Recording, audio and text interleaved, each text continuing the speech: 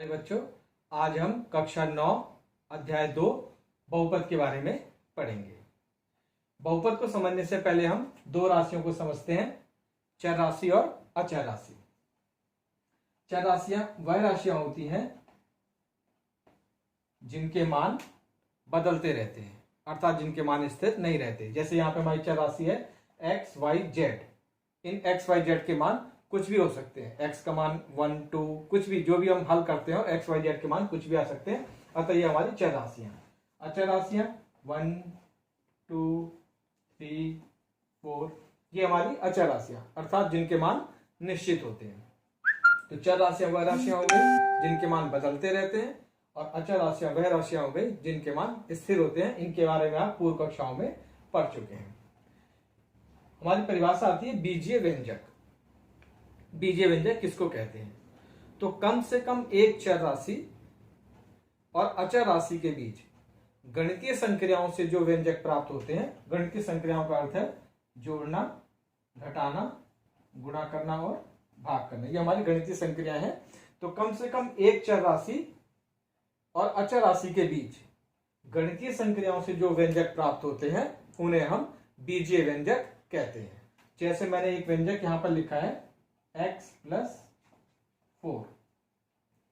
यहां पर x देखिए चर राशि है, 4 हमारी अचर राशि है, और इनके बीच में प्लस की क्रिया, जोड़ने की क्रिया जो है गणितीय संक्रिया हो रही है। तो ये हमारा जो है बीजीय व्यंजक है। इसी प्रकार एक बीजीय व्यंजक मैंने लिखा है 3y² माइनस 6y प्लस 2। यहां पर अगर आप देखिए तो चर राशि है y, और यहां पे अचर राशियां भी हैं, गणितीय संक्रिया भी हो रही है। देखिए यहाँ जोड़ने की क्रिया हो रही है, घटाने की क्रिया हो रही है, इन दोनों के बीच में गुणा की क्रिया हो रही है। यहाँ 3 और y² के बीच में गुणा की क्रिया हो रही है। तो यह भी जो हमारा क्या है बीजीय व्यंजक। यहाँ पर भी कम से कम एक चर राशि है y, और अचर राशि के बीच में जो है गणितीय संक्रिया हो रही है, उससे जो हमें क्या प्राप्त हुए व्यंजक, जिसको हम बीजीय व्यंजक कहते हैं। इसी बीजीय व्यंजक को हम बहुपद कह सकते हैं। किन स्थितियों में? बहुपद की परिभाषा यहीं से आती है। यदि किसी बीजीय व्यंजक में चर राशि अर्थात y(x) चर राशि की सभी घातें, जितनी भी घातें, जैसे यहां पर y की घात यहां पर भी है, यहां पर भी है, तो चर राशि की सभी घातें धनात्मक पूर्णांक हों। यह महत्वपूर्ण शब्द है इसमें, धनात्मक पूर्णांक। तो यदि किसी बीजीय व्यंजक में चर राशि की सभी घातें धनात्मक पूर्णांक हो तो ऐसे बीजीय व्यंजक को हम बहुपद कहते हैं। जैसे इसी उदाहरण को हम लेते हैं यहां पर 3y² माइनस 6y प्लस 2। यदि यहां पर आप देखें तो y की घात है यहां पर 2, और यहां पर y की घात कितनी है 1। यहां पर है 2 और यहां पर है 1, 2 और 1 दोनों ही धनात्मक है, प्लस की हैं, और दोनों ही पूर्णांक है। तो ये दोनों घातें यहाँ पे जो है इस चर राशि की धनात्मक पूर्णांक है। अतः यह जो हमारा बीजीय व्यंजक है इस समय बहुपद कहलाएगा। तो बहुपद की सीधी परिभाषा ये हो गई, किसी बीजीय व्यंजक में चर राशि की यदि सभी घातें धनात्मक पूर्णांक हो तो ऐसे बीजीय व्यंजक को हम बहुपद कहते हैं। कुछ स्थितियां होती हैं जिसमें आपका जो है बीजीय व्यंजक बहुपद नहीं होगा, अर्थात वहां पर चर राशि की घातें जो है वो धनात्मक पूर्णांक नहीं होंगी। इसके हम कुछ उदाहरण लेते हैं जिससे स्पष्ट होगा कि किन स्थितियों में हमारा कोई बीजीय व्यंजक जो बहुपद होता है और किन स्थितियों में नहीं हो सकता है। जैसे मैंने एक उदाहरण लिया है x⁻² plus 3x minus 1 plus 1। इस बीजीय व्यंजक को अगर आप देखें तो यहाँ पे x की घात जो है -2, ये ऋणात्मक है, इसलिए ये बहुपद नहीं है, क्योंकि बहुपद के लिए जरूरी है कि घातें धनात्मक पूर्णांक होनी चाहिए।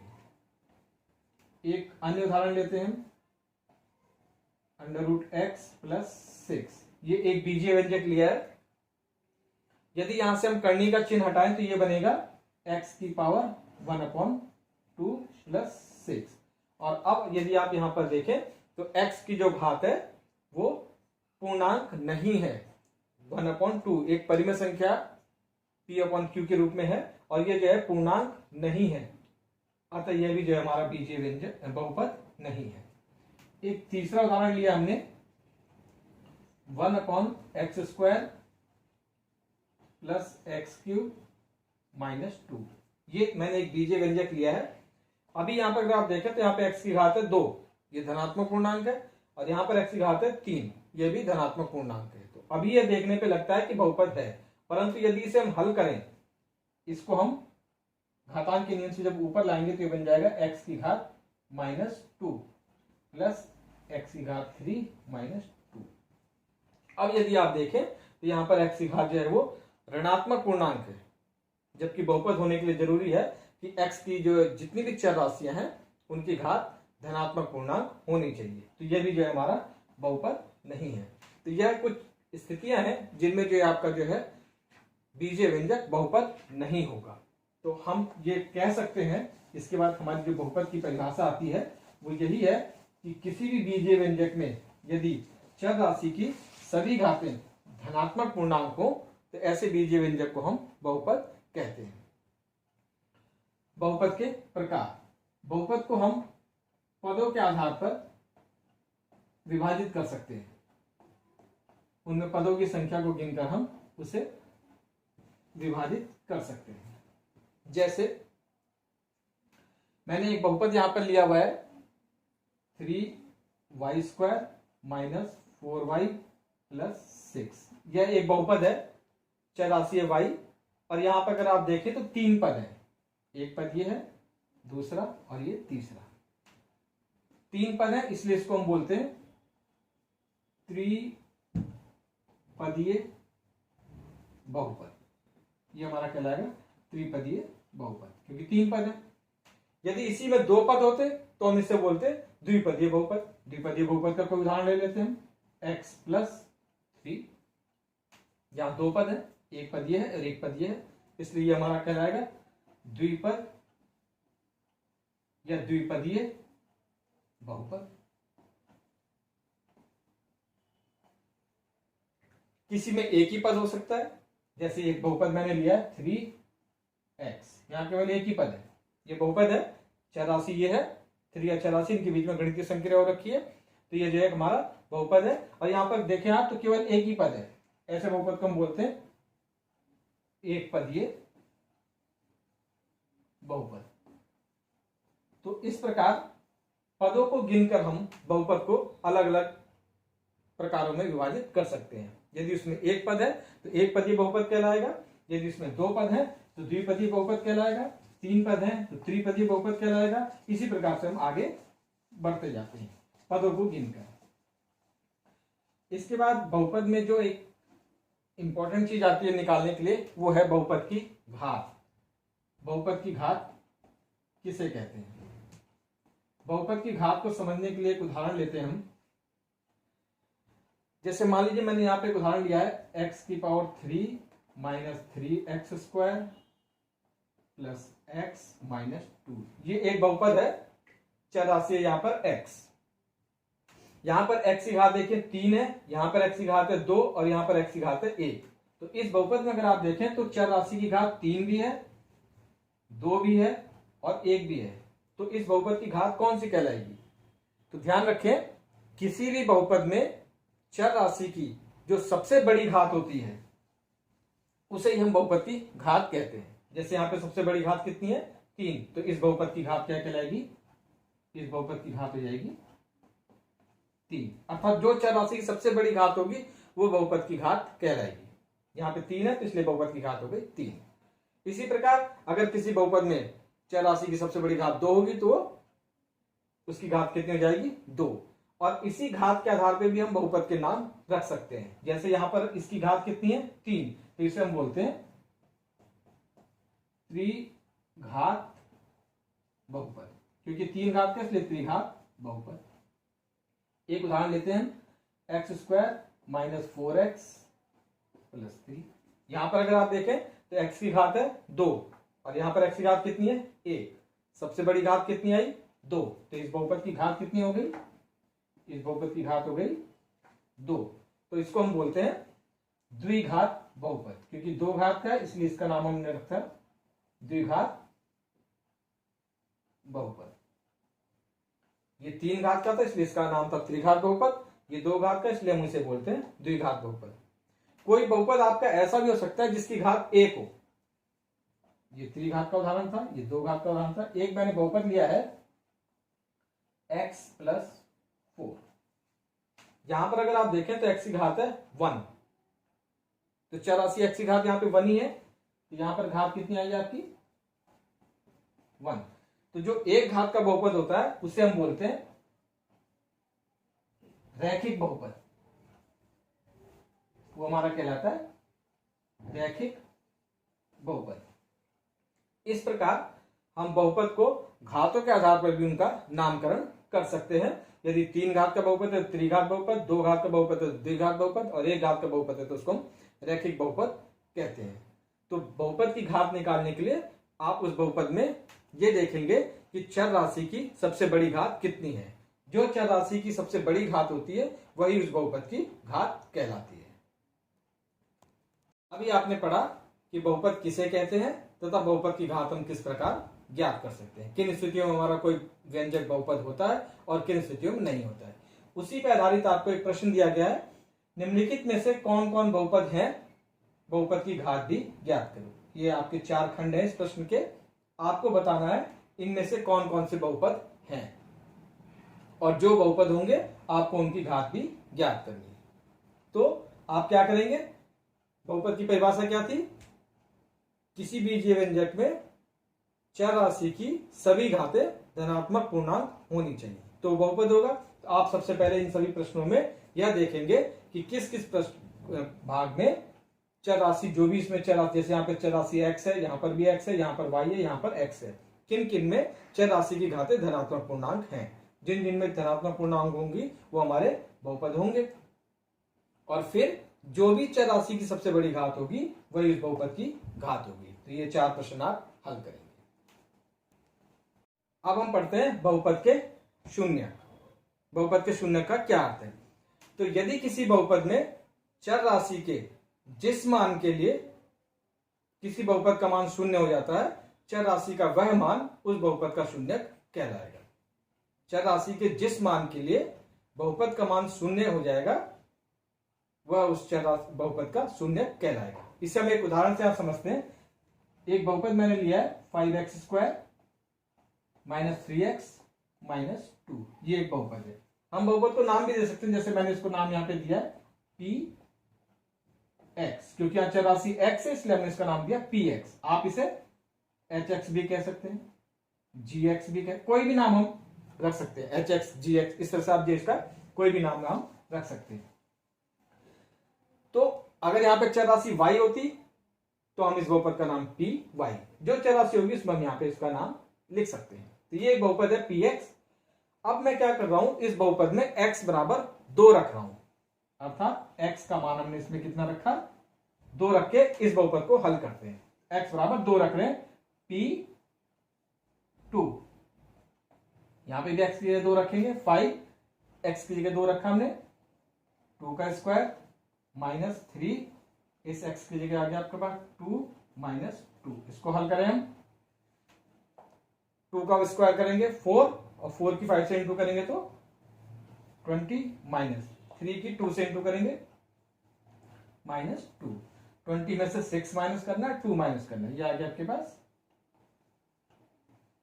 तो यहां पर अगर आप देखें तो x = 2 रखने पर इस बहुपद का मान हल करके कितना आया है, 12। अब हम क्या करते हैं, इसी बहुपद में x = 1 रख के देखते हैं कि क्या होता है। अब हम रख रहे हैं x = 1। पहली स्थिति में हमने कितना रखा था, x = 2। अब इसी बहुपद का मान हम निकालेंगे x = 1 रख, तो x = 1 यहां पे रखिए, p1 यहां पे रखेंगे, 5x² की जगह हो गया, x की 1 रख रहे हैं तो 1 का स्क्वायर -3, 1 -2।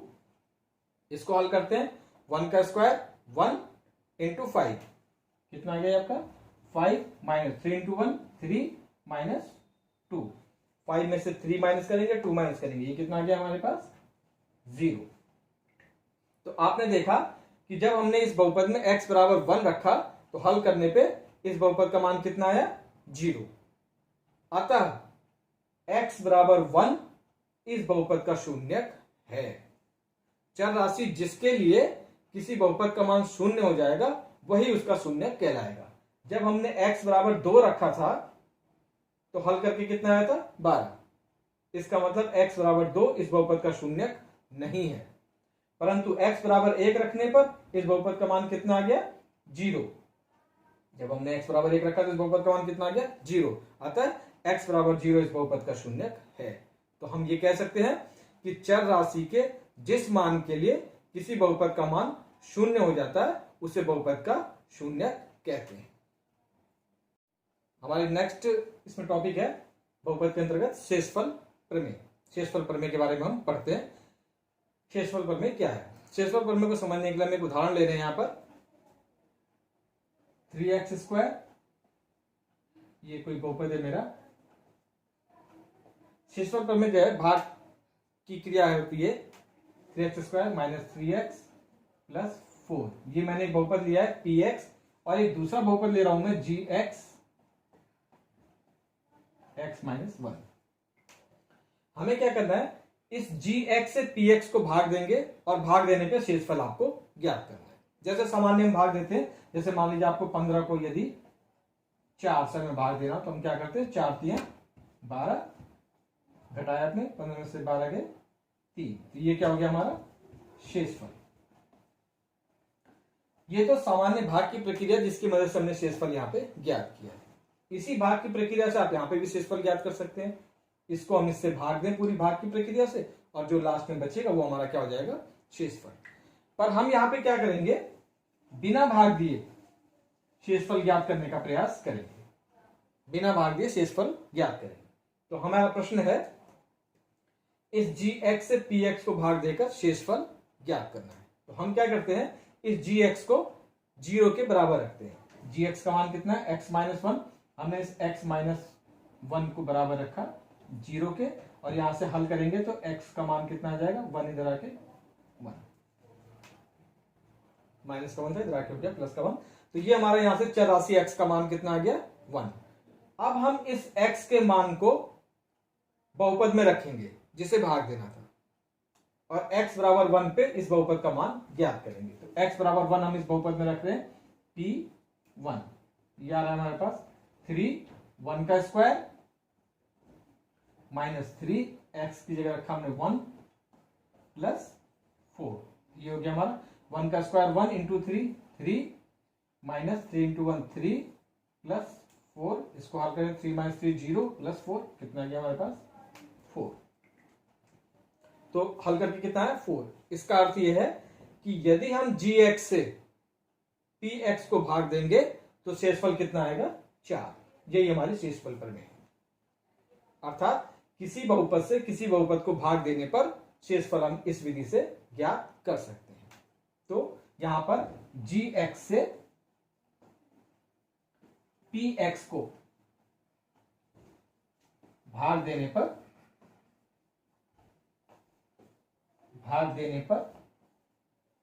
शेषफल कितना आया?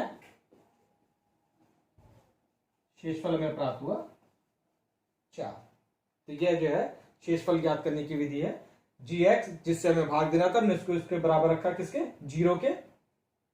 यहां से हल करके चर राशि का मान आ जाएगा और इस चर राशि को इस बहुपद में हम रखेंगे जिसका मान हमें ज्ञात करना है। तो इस प्रकार से हम ये हमारे शेषफल प्रमेय है। अभी आपने पढ़ा शेषफल प्रमेय। शेषफल प्रमेय का ही जो विस्तार रूप है वो है गुणनखंड प्रमेय। शेषफल प्रमेय को ही अगर आगे हम पढ़ें तो उसके बाद आता है आपके पास गुणनखंड प्रमेय। गुणनखंड प्रमेय शेषफल प्रमेय का ही एक रूप है। किस प्रकार है? मान लीजिए आपके पास एक बहुपद दिया हुआ है x³ + 3x² - 3x + 1। x³ - 3x² + 3x + 1, ये आपको एक कोई बहुपद दिया हुआ है px, और एक दूसरा बहुपद दिया हुआ है आपको gx जिससे हमें इसको भाग देना है, वो है हमारा x + 1। शेषफल प्रमेय में आपने क्या किया था कि gx से px को भाग देने पर शेषफल ज्ञात किया था। इसको हमने बराबर 0 रखा था यहाँ से चर राशि का मान आया था, उस चर राशि के मान को हमने इस px में रखा था और हल करके आपका जो है शेषफल प्राप्त हो गया था।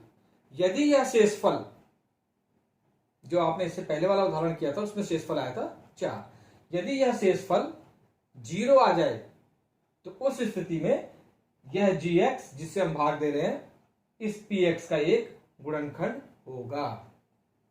इसको हम करते हैं इसके समझने के लिए। हमारे पास एक बहुपद दिया px बराबर x cube plus 3x square plus 3x plus 1। एक बहुपद दिया हुआ है gx जिससे हमें भाग देना है x प्लस 1। हम शेषफल ज्ञात करते हैं। पहले हमने gx को जिससे भाग देना इसको बराबर रखा 0 के। यहां से हल करेंगे तो चर राशि x का मान आएगा, 1 इधर प्लस का जाके -1। जो चर राशि का मान आया है उसे हम अब बहुपद में रखते हैं जिसको हमें भाग देना है।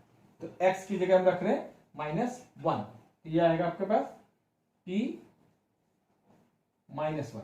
यहां पे रखेंगे -1 का क्यूब प्लस 3 -1 का स्क्वायर प्लस 3, x की जगह आ गया -1 और ये हो गया आपका +1। हमने x का मान यहां से निकाला, gx को बराबर 0 रख के और इस x के मान को px में रखा। अब इसे हम हल करते हैं। -1 का क्यूब करेंगे, -1 का स्क्वायर करेंगे तो प्लस का 1 हो जाएगा, 3 से इंटू करेंगे प्लस का 3, 3 इंटू -1 माइनस का 3 और प्लस का 1। कितना आ गया -1 प्लस 1, ये कट जाएंगे 0, प्लस 3 में से -3 घटाएंगे 0। ये कितना आ गया हमारा 0। अर्थात यहां पर शेषफल कितना आया हमारा, शेषफल आ गया हमारा यहां पर 0। हमें gx से px को भाग दिया और यदि हम gx से px को भाग दे रहे हैं तो हमारा शेषफल कितना आ रहा है 0। यदि शेषफल 0 आता है तो उस स्थिति में gx जिससे हम भाग दे रहे हैं वह बहुपद px, बहुपद px का एक